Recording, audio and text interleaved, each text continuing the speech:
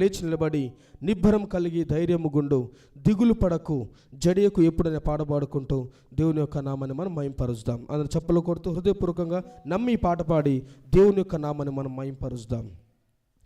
నిబ్బరం కలిగి ధైర్యము గుండు, దిగులు పడకు, జడియకు ఎప్పుడు. నిబ్బరం కలిగి ధైర్యము గుండు, దిగులు పడకు, జడియకు ఎప్పుడు. నిన్ను విడువడు, నిన్ను మరువడు, ప్రభువే నీ తోడు. హల్లెలూయా ఆమేన్, హల్లెలూయా హల్లెలూయా ఆమేన్, హల్లెలూయా. ఊరక నిలచి ప్రభువు చూపే రక్షణ చూద్దాము. నీ శత్రువులు ఇకపై ఎప్పుడు కనబడరన్నావు. హల్లెలూయా ఆమేన్, హల్లెలూయా హల్లెలూయా ఆమేన్, హల్లెలూయా. పర్వతాలు తొలగినా, మెట్టలు కత్తరిల్లినా, పర్వతాలు తొలగినా, మెట్టలు కత్తరిల్లినా, ప్రభు కృప మమ్మును విడువదుగా. పర్వతాలు తొలగినా, మెట్టలు కత్తరిల్లినా, ప్రభు కృప మమ్మును విడువదుగా. ఎక్కలేని ఎత్తైన కొండను ఎక్కించును మా ప్రభు కృప మమ్మును, ప్రభువే మా బలము. హల్లెలూయా ఆమేన్, హల్లెలూయా. అందరూ కలిసి చెప్తాం హల్లెలూయా హల్లెలూయా. ఊరక నిలచి ప్రభువు చూపే రక్షణ చూద్దాము. నీ శత్రువులు ఇకపై ఎప్పుడు కనబడరన్నావు. హల్లెలూయా ఆమేన్, హల్లెలూయా హల్లెలూయా ఆమేన్, హల్లెలూయా. మునుపటి కంటేను అధికపు మేలును, మునుపటి కంటేను అధికపు మేలును మా ప్రభు మాకు కలిగించును. మునుపటి కంటేను అధికపు మేలును మా ప్రభు మాకు కలిగించును. రెట్టింపు ఘనతతో మాటలను ఎత్తును, శత్రువు ఎదుటనే భోజనమునిచ్చును, ప్రభువే మా ధ్వజము.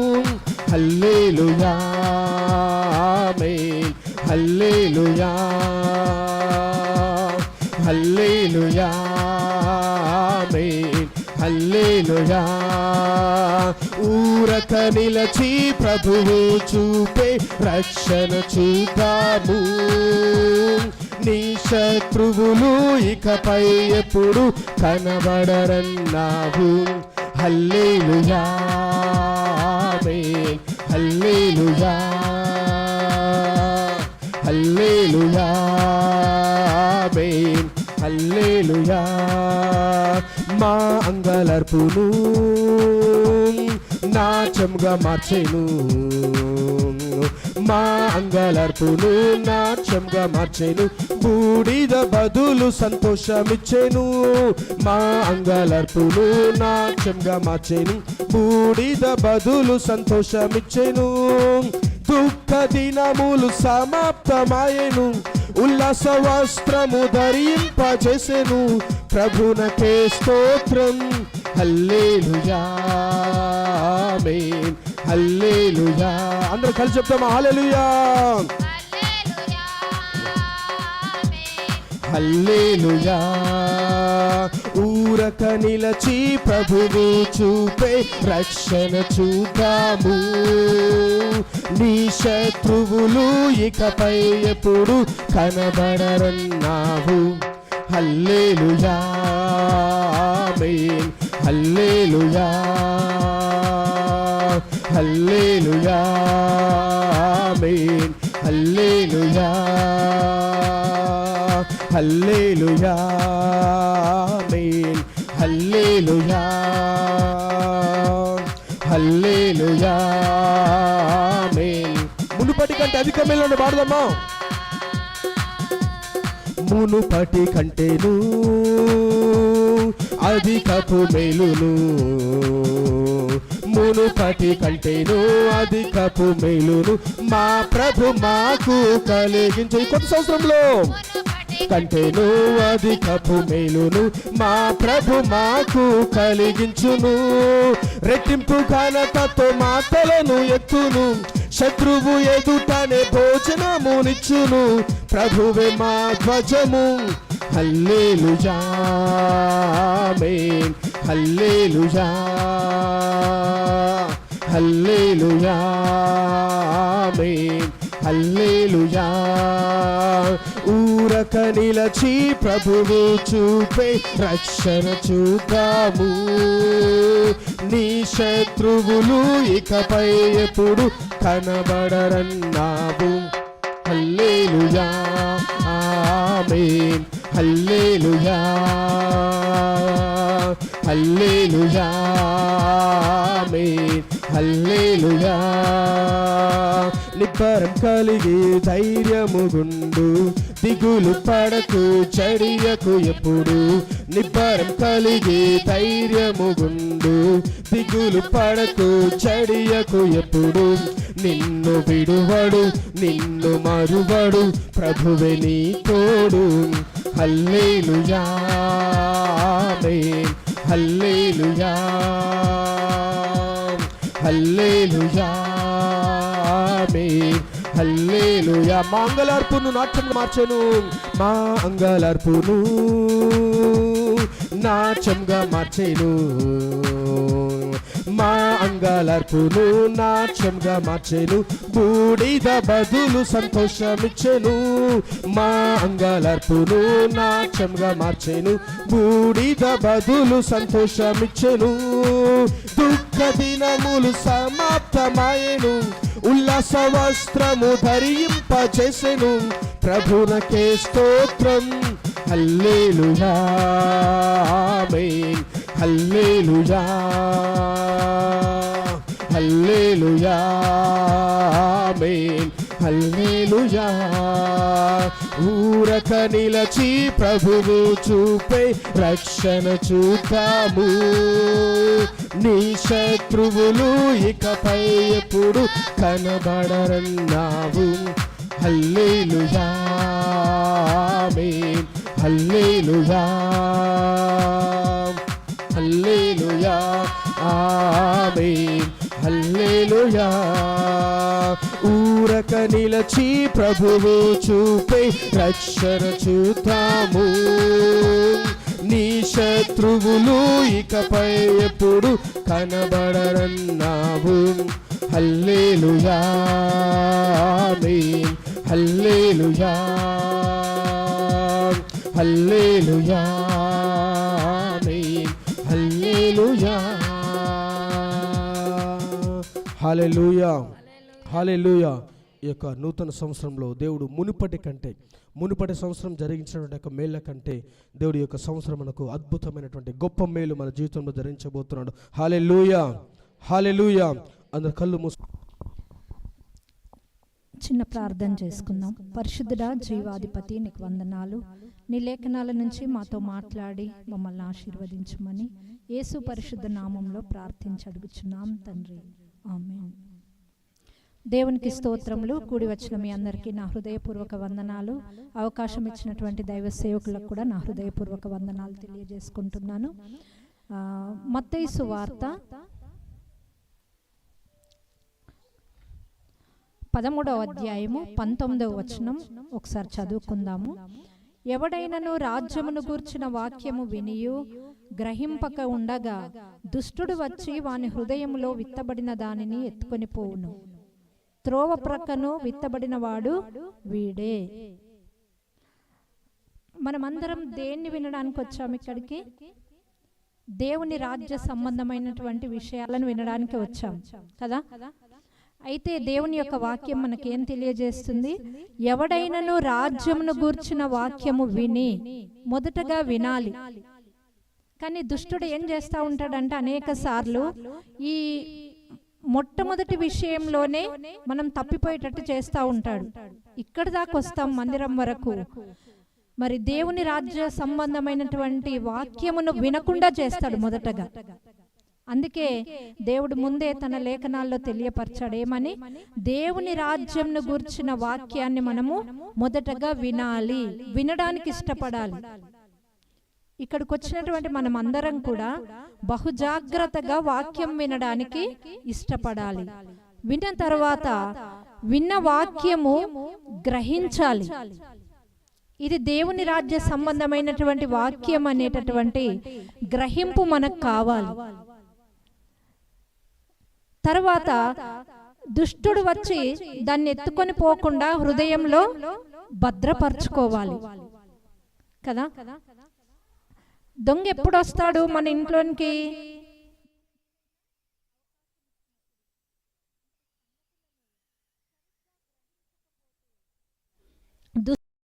వాటిని ఎత్తుకొని పోతాడట. మరి సరిగ్గా గ్రహించకుండా ఉండడానికి కారణం ఏంటిది కదా.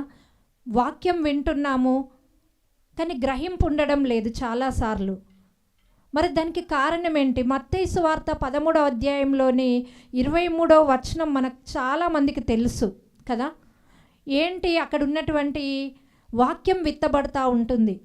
వాక్యం విత్తబడతా ఉంటుంది కానీ అది ఫలింపు కావడం లేదు, ఫలించడం లేదు.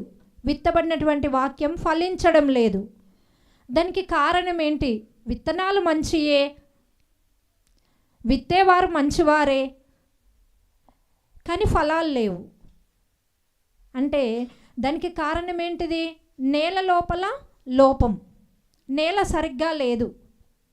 వ్యవసాయకుడు మంచి పర్ఫెక్ట్ మ్యానే, మరి విత్తనాలు కూడా చాలా మంచి విత్తనాలే, శ్రేష్టమైనటువంటి విత్తనాలే, కానీ నేల సరిగ్గా లేకపోయినట్టయితే వాక్యము ఫలించదు. మరి ఆ నేలలో ఏముంటాయి?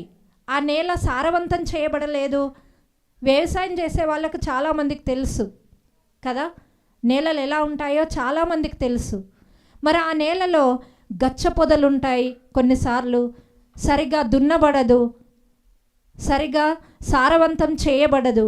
మరి అలాంటి నేలలో విత్తనాలు వేస్తే ఎవరు కూడా గ్రహించలేరు, మరి అక్కడ ఆ విత్తనాలు ఫలించవు. మరి ఎందుకు కారణం? ఆ నేలకు సాదృశ్యమైనదే మన యొక్క హృదయము, మానవుని యొక్క హృదయము ఆ నేలకు సాదృశ్యంగా పోల్చి ఉన్నాడు దేవుడు. మరి ఈ నేల, మన హృదయం అనేటటువంటి నేల ఎలా ఉంది? ఈ దినాన చూసుకున్నట్టయితే హృదయంలో ఏమున్నాయట? మత్తయి సువార్త 15వ అధ్యాయం 19వ వచనం ఒకసారి చదువుకుందాం. మత్తయి సువార్త 15వ అధ్యాయం 19వ వచనంలో, దురాలోచనలు, నరహత్యలు, వ్యభిచారములు, వేశ్యాగమనములు, దొంగతనములు, అబద్ధ సాక్ష్యములు, దేవదూషణలు హృదయములో నుండియే వచ్చును. మన హృదయంలో ఏమున్నాయట?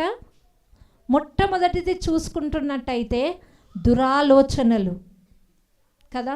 ఇవి చాలా ప్రమాదకరమైనవి. ఇంకిక్కడ చాలా చెప్పలేదు ఈ లిస్టులో. విగ్రహారాధన గురించి చెప్పలేదు, ఇంకా కొన్ని భయంకరమైనటువంటి విషయాలను గురించి కూడా ఇంకా చెప్పలేదు, చాలా అధ్యాయాలలో ఉన్నాయి. కానీ హృదయంలో ఏముందో కొన్ని మాత్రం ఇక్కడ చెప్పాడు దేవుడు. దురాలోచనలు. ఈ దురాలోచనలు చూసుకున్నట్టయితే ఇవి చాలా ప్రమాదకరమైనవి కదా. మనం సరి అయినటువంటి ఆలోచనతో ఆలోచించకుండా ఉంటే విత్తబడినటువంటి వాక్యం కూడా మన హృదయంలోనికి వెళ్ళినా కూడా అది నిష్ఫలమైపోతూ ఉంటుంది. ఈరోజు ఆలోచనలే కార్యరూపం దాల్చి క్రియలు చేయడానికి, మనిషి పని చేయడానికి, రకరకాలైనటువంటి కార్యకలాపాలు చేయడానికి ఆలోచనలే దోహదపడతా ఉంటున్నాయి. కాబట్టి మన ఆలోచనలు ఎలా ఉన్నాయి? మన హృదయంలోని ఆలోచనలు దేవుడు చూస్తూ ఉంటున్నాడు.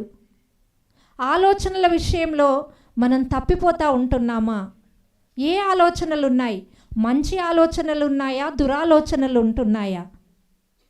అది దేవుని విషయంలో అయినా సరే, మనుషుని విషయంలో అయినా సరే, ఎలాంటి ఆలోచనలు కలిగి ఉంటున్నాం మనం? మరొకసారి ఈ దురాలోచనలు కలిగినటువంటి హృదయం కలిగినటువంటి వారు ఎంతోమంది బైబిల్లో కూడా ఉన్నారు కదా. అంటే మనలాంటి దురాలోచనలు కలిగినటువంటి హృదయం కలిగినటువంటి వారు బైబిల్లో ఉన్నారు. కాబట్టి మంచి ఆలోచన, మంచి హృదయం కలిగినటువంటి వాళ్ళు కూడా బైబిల్లో ఉన్నారు. మరి ఎవరు సక్సెస్ అయ్యారు? మంచి ఆలోచనలు కలిగినటువంటి వారు సక్సెస్ అయినట్టుగా మనం చూస్తూ ఉంటున్నాం. దురాలోచనలు కలిగినటువంటి వారు ముందుకు సాగనట్టుగా మనం చూస్తూ ఉంటున్నాం.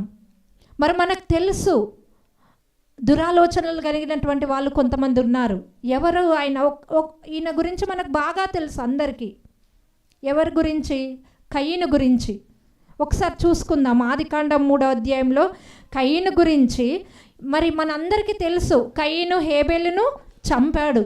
ఎందుకు చంపాడు? తన వ్యక్తిగతమైనటువంటి సంపాదన విషయం కాదు. కయీను వ్యవసాయం చేస్తూ ఉంటున్నాడు, పొలాన్ని సేద్యం చేసేవాడు. హేబేలునేమో మందను కాచుకుంటూ ఉంటున్నాడు.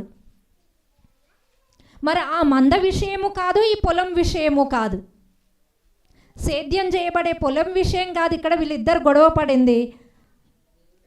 మరి మంద విషయం కూడా కాదు. దేని విషయం వ్యాజ్యమాడాడు తను కయీను? దేవుని సంబంధమైనటువంటి పని విషయంలోనే కదా. నిజంగా ఈ మాటలు చదువుతుంటే ఆశ్చర్యం అనిపించింది. దేవుని సంబంధమైనటువంటి పని విషయంలోనే వ్యాజ్యమాడాడు కయీను. అంటే కయీను మరీ భక్తిహీనుడేం కాదు. ఇక్కడి మాటలు చదువుతూ ఉంటే భక్తిహీనుడు కాదు కయీను. అంటే కొంతవరకు భక్తిపరుడే. మొట్టమొదటికే భక్తి లేనటువంటి వాడు కాదు, కానీ శ్రేష్టమైన భక్తి లేదు. అందుకే ఏం తీసుకొచ్చాడు అని అతని హృదయంలో మంచి ఆలోచనలు లేవు కాబట్టి మంచి భక్తిని చేయలేకపోయాడు. ఆయన ఏం చేశాడు? తను పండినటువంటి పంటలో కొంత అర్పణగా తీసుకొచ్చాడు. అంటే ఏదో కొంత భక్తి ఉంది, దేవునికి అర్పించాలన్న భక్తి ఉంది, దేవుని దగ్గరికి రావాలన్న భక్తి ఉంది, దేవుని కొరకు ఏదైనా చెయ్యాలన్న భక్తి ఉంది. అందుకే ఏం చేసిండంటే తను పండించినటువంటి పంటలో కొంత అర్పణగా తీసుకొచ్చాడు దేవునికి. కానీ దేవుడు అతని హృదయంలో ఉన్నటువంటి దురాలోచనలు చూశాడు. అతని హృదయ వైఖరి ఎలా ఉందో చూశాడు. కాబట్టే మొదటగా కయీనును అంగీకరించలేదు, అతని అర్పణను కూడా అంగీకరించలేదు. కానీ హేబేలు ఏం చేశాడు? తన మందలో క్రొవ్విన వాటిని, తొలుచూలి అయినటువంటి వాటిని, శ్రేష్టమైనటువంటి అర్పణను తీసుకొచ్చాడు. కానీ ఈయన హృదయంలో దురాలోచన లేదు. ఎవరి పట్ల? దేవుని సంబంధమైనటువంటి పని పట్లనే, దేవునికి ఇచ్చేటటువంటి అర్పణ విషయంలోనే దురాలోచన లేదు హేబేలుకు. కాబట్టి హేబేలు యొక్క హృదయాన్ని దేవుడు అంగీకరించాడు, హేబేలు యొక్క అర్పణను కూడా దేవుడు అంగీకరించాడు. ఇక్కడ ఇద్దరు దేవుని సంబంధమైనటువంటి పని విషయమయ్యే దేవుని దగ్గరకు వచ్చారు, దేవునికి అర్పించే విషయమే దేవుని దగ్గరకు వచ్చారు. కానీ ఒకళ్ళు సక్సెస్ అయినట్టుగా, ఒకళ్ళు ఫెయిల్యూర్ అయినట్టుగా దేవుని యొక్క వాక్యం మనకు తెలియజేస్తూ ఉంటుంది. ఇంతటితోనే సరిపోలేదు కయీను చేసిన పని. సరే అర్పించాడు, కానీ ఇక్కడ దేవుడు మాట్లాడుతూ ఉంటున్నాడు. మరి 7వ వచనంలో, ఆదికాండం 4వ అధ్యాయం 7వ వచనంలో దేవుడే మాట్లాడుతూ ఉన్నాడు. యెహోవా కయీనుతో నీకు కోపమేలా, ముఖము చిన్నబుచ్చుకొని ఉన్నావేమి? దేవుడు గ్రహించాడు, నీకెందుకు కోపం వస్తుంది? నేను హేబేలు యొక్క అర్పణను అంగీకరించినప్పుడు నీకెందుకు కోపం వస్తుంది? ముఖం ఎందుకు చిన్నబుచ్చుకున్నావు అని దేవుడే మాట్లాడుతున్నాడు. హేబేలు ఏమన్నా అన్నాడా కయీనును? ఏమీ అనలేదు హేబేలు. కానీ దేవుడు మాట్లాడుతూ ఉన్నాడు.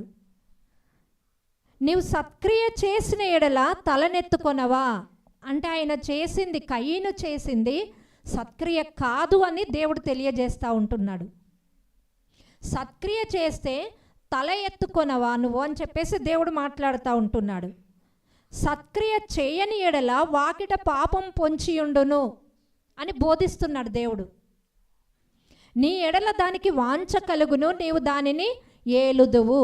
అంటే అతడు పాపం చేస్తాడని దేవుడు ముందే హెచ్చరిస్తున్నాడు. అర్పణ అర్పించిన తర్వాత కూడా కయీను యొక్క భయంకరమైనటువంటి స్థితి, అతని జీవితంలో రాబోయేటటువంటి కొద్ది రోజులే కావచ్చు, నేను అనుకుంటాను కొద్ది క్షణాలే కావచ్చు, అతను భయంకరమైనటువంటి స్థితిలోనికి వెళ్ళబోతా ఉంటున్నాడని దేవుడు మాట్లాడుతున్నాడు, బోధిస్తున్నాడు కయీనుకి ఇక్కడ దేవుడు. అయినా అప్పుడైనా ఏం చేయాలి? అయ్యో ప్రభువా, తెలియక దురాలోచనతో నీకు అర్పించానే అని పశ్చాత్తాపపడాలి కయీను. అయ్యో నేను ఆ పాపంలో పడకుండగా, పాపం మరి నా వాకిట పొంచి ఉండకుండగా నాకు సహాయం చేయి దేవా అని అడగాలి కయీను. కానీ అడిగినట్టుగా లేదు ఇక్కడ, పశ్చాత్తాపపడినట్టుగా లేదు ఇక్కడ. లేదంటే దేవుని దగ్గర విచారణ చెయ్యాలి. అయ్యో దేవా, నేను ఎందుకు అలా అర్పించాను? ఇది నా దురాలోచననే, నా హృదయ వైఖరి ఇలా ఉంది, నేను ఇలా అర్పించకపోయి ఉంటే బాగుండు, ఇంకొకసారి నేను ఇలా అర్పించొద్దు ప్రభువా, నన్ను క్షమించు అని అడగాలి దేవుణ్ణి. కానీ ఇవేవీ చేయలేదు, దేవుని యొద్ద విచారణ చేయలేదు, దేవుని దగ్గర పశ్చాత్తాపపడలేదు, దేవుని దగ్గర ఆ పాపమునకు నేను అప్పగింపబడొద్దు ప్రభువా, ఆ పాపం చేయడానికి నేను ముందుకెళ్ళొద్దు అని చెప్పేసి ఆ పాపం చేయకుండా నేను తప్పింపబడాలని కూడా దేవుని దగ్గర కోరుకోలేదు కయీను. కానీ ఏం చేసిండు? తన తమ్ముని మీదనే ద్వేషం పెంచుకుండు.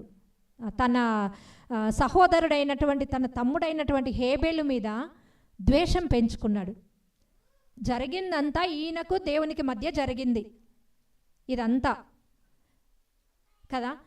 మరి కయీనుకు దేవునికి మధ్య జరిగింది, మధ్యలో వాళ్ళ తమ్ముడు ఉన్నాడు. దీనికి కారణం ఏంటి? దురాలోచనలు, అసూయ. కాబట్టి ఈయన ఎవరి దగ్గర విచారణ చెయ్యాలి? దేవుని దగ్గర విచారణ చెయ్యాలి. తన హృదయం సరిచేయబడేటట్టు దేవుని దగ్గర విచారణ చెయ్యాలి. విచారణ చేయకపోగా ఏం చేసిండంటే తన తమ్ముని మీద ద్వేషం పెంచుకొని తన తమ్ముని చంపేసిండు. మరలా దేవుడు మాట్లాడుతూ ఉంటున్నాడు కదా, మరలా మాట్లాడుతున్నాడు దేవుడు. నువ్వు చేసిన పనేంది? నీ తమ్ముడు ఎక్కడా? కనీసం దేవుడు ఇప్పుడైనా ఆశపడుతున్నాడేమో, ఇంకో అవకాశం ఇస్తున్నాడు దేవుడు.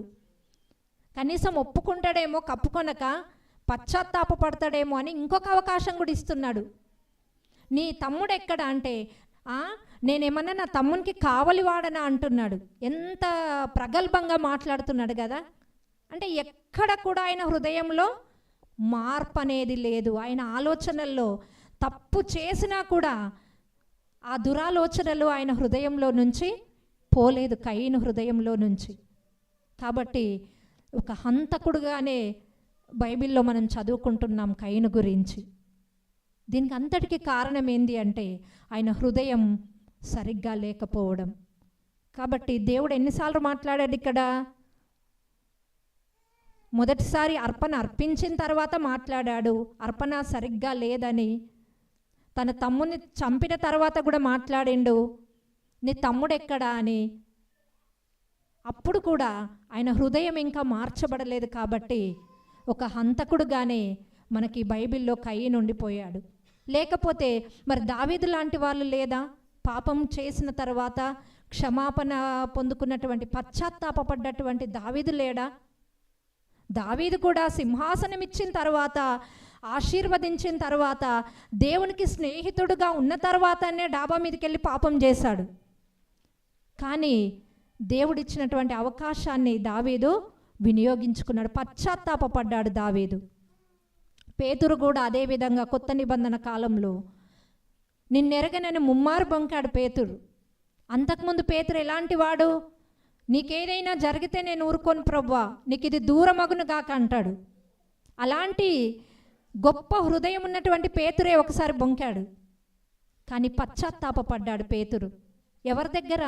దేవుని దగ్గర పశ్చాత్తాపడ్డాడు. దావీదు దేవుని దగ్గర విచారణ చేశాడు, పేతురు దేవుని దగ్గర పశ్చాత్తాపడ్డాడు.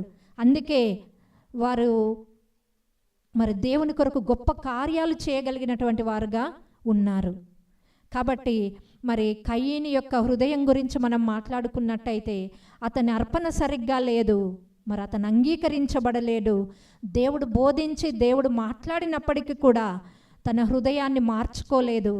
మరి దేవుని రాజ్య సంబంధమైనటువంటి విషయాల మీద గ్రహింపే లేదు కయీనుకు అసలు కదా. అందుకే ఒక హంతకుడుగా మారిపోయాడు. మరి ఈరోజు మన హృదయాలు ఎలా ఉన్నాయి? నేను ఒక చిన్న ఉదాహరణ చెప్తాను.